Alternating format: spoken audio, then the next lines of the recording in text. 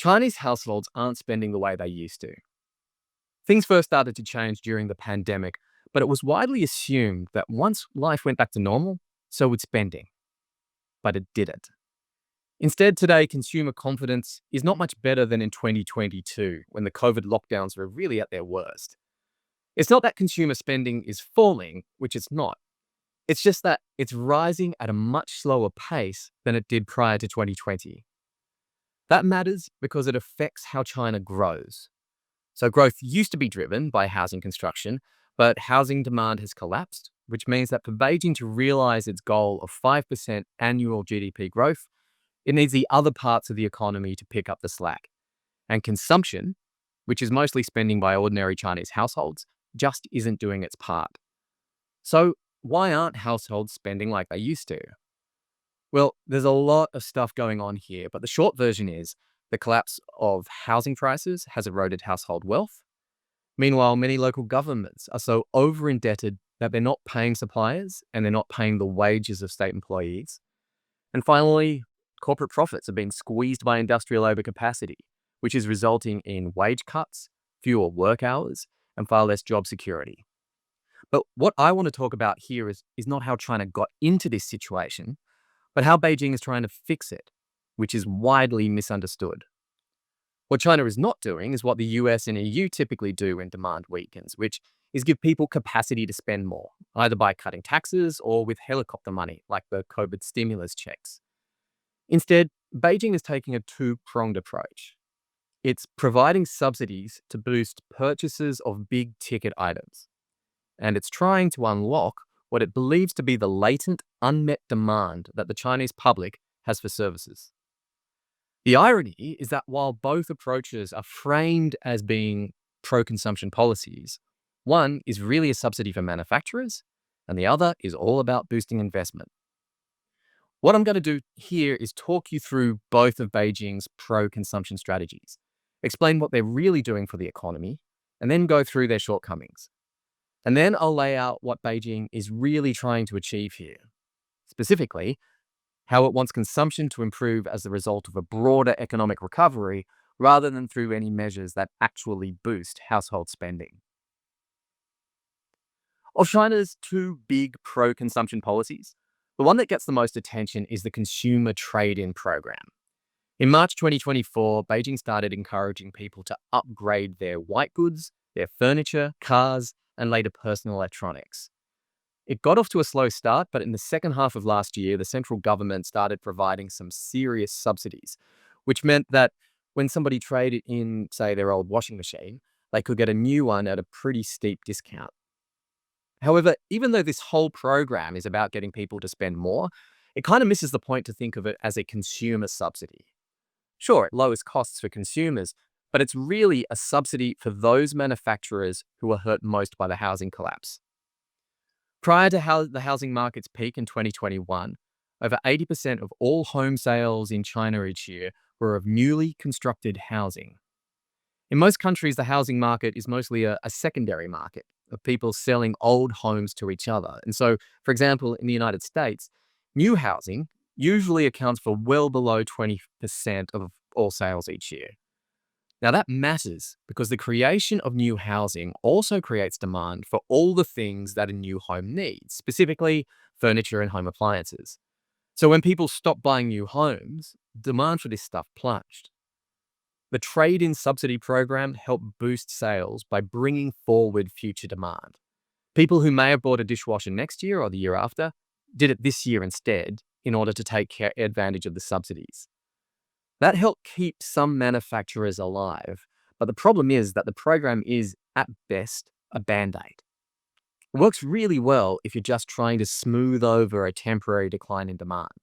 You implement the subsidies for a year or so, then withdraw them when things go back to normal. But there's nothing temporary about the decline in China's housing market. There will never again be a need to build as much housing as was constructed during the 2010s. Which means China will never again need as many new dishwashers. So Beijing is in this tricky position because sales will likely fall without increasing the scale of subsidies to bring forward demand from even further into the future. Or it could try and expand the pool of potential buyers, which is the approach it seems to have opted for. Recently, it introduced an interest payment rebate scheme for consumer loans, which could widen the pool of people potentially using the trading program. That could inflate sales for a while, but it seems inevitable that at some point, demand will have to settle at some permanently lower level. Beijing's other big pro-consumption policy isn't as well understood, but it's far more ambitious. Coming off the back of the pandemic, Beijing introduced an approach to boosting consumption that can be best described as unlocking latent demand. The idea was that there are certain barriers standing in the way of household consumption, and you could increase consumption not by giving people more money, but by simply removing those barriers. So, what did that mean in real terms?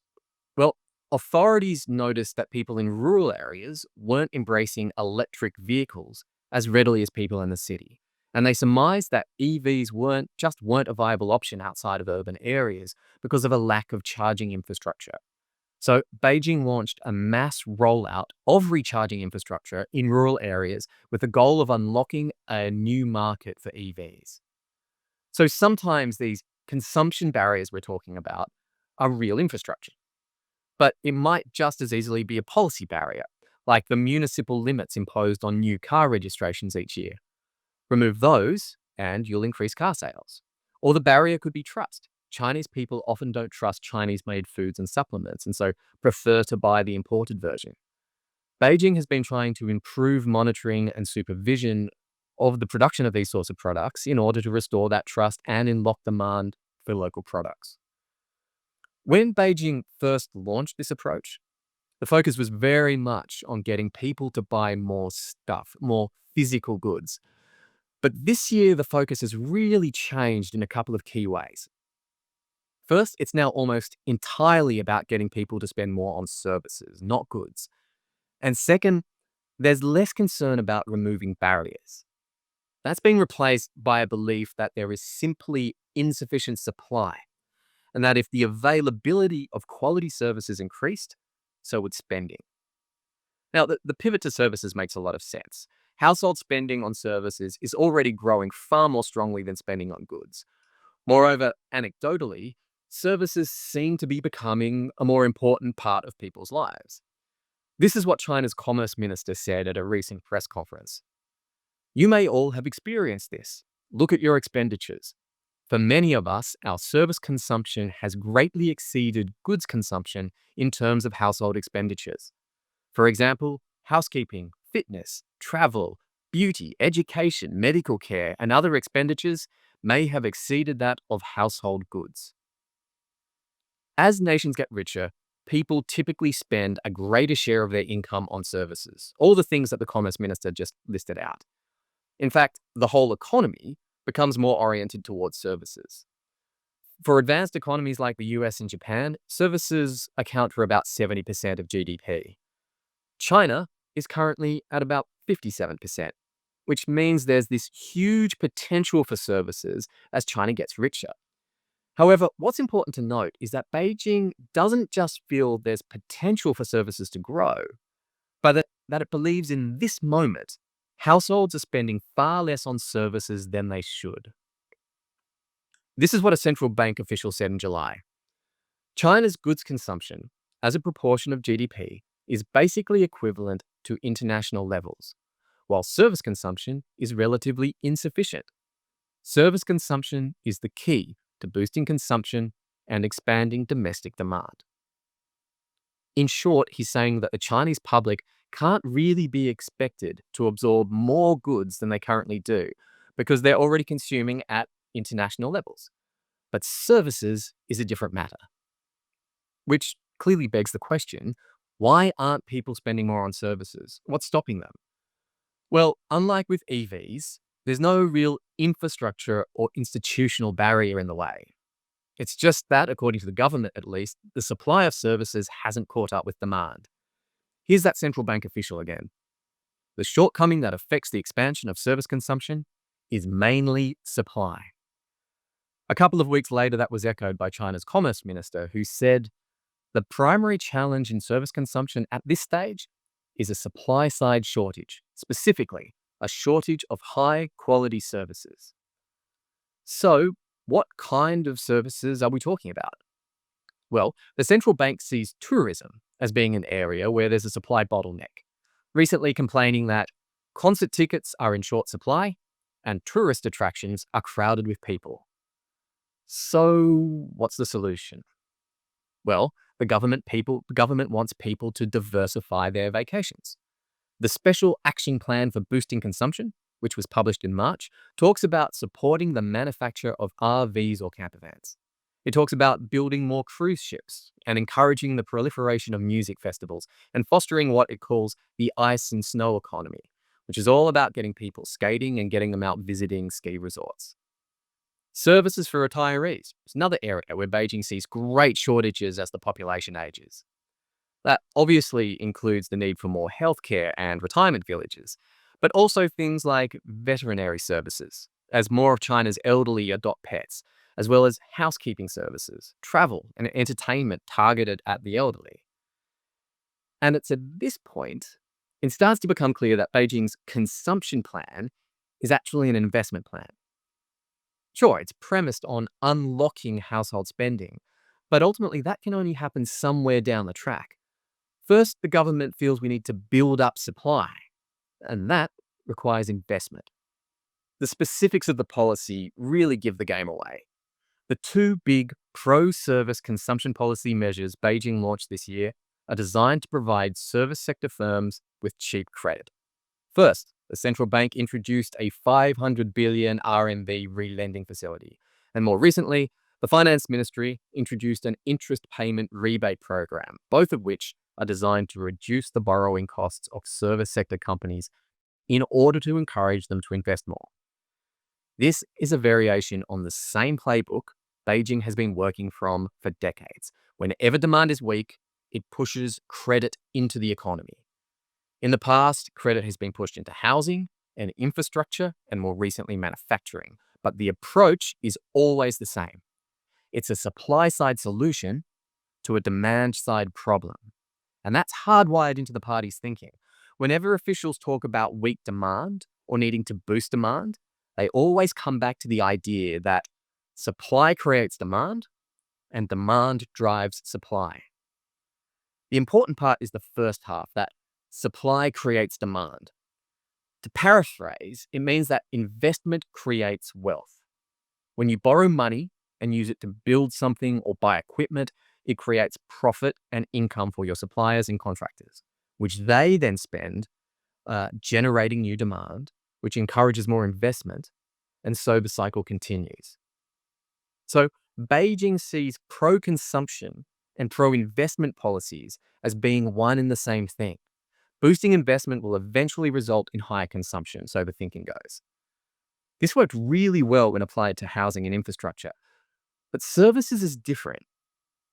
Most service sector firms in China are small and in the private sector, and Beijing is asking them to expand their businesses into untested areas at a time of weak household confidence. Regardless of how cheaply they can borrow, they need to be confident that they can generate enough new business to justify the additional debt. And generally speaking, the private sector is usually pretty sensitive to changes in demand. If people really were hankering to take a road trip in an RV or really needed a vet in their neighborhood, surely the market would have already met that demand, or at least would be moving in that direction. If Beijing was removing a barrier to the provision of some service, that might make sense. Instead, it's just arguing that there's been a market failure, that there's just not enough supply, and it's telling firms that effectively, don't worry, if you build it, they will come. The irony in all this is that there is actually an undeniable reserve of latent, unmet demand for services that Beijing could unlock if it wanted to, that doesn't rely on millions of small private sector businesses taking on additional debt. This is from the PBOC. In 2023, China had 27.7 elderly care beds per 1,000 elderly individuals, below the levels of most OECD countries. Currently, the enrollment rate for children under 3 years old in childcare facilities in China is less than 10%, significantly lower than the average of approximately 36% among OECD countries. In sectors such as elderly care and childcare, supply lags behind demand. Many people in China are desperate to get their parents the care they need or to get their kid into childcare. And as the PBOC points out, there is just not enough spots for either. Investment is desperately needed to build out supply. But the thing the PBOC glosses over is that the real constraint here isn't supply, but affordability. A typical family can't really afford these kinds of things by itself, even if they eat into their savings. They need government help to bring costs down to a sustainable level. And Beijing gets it.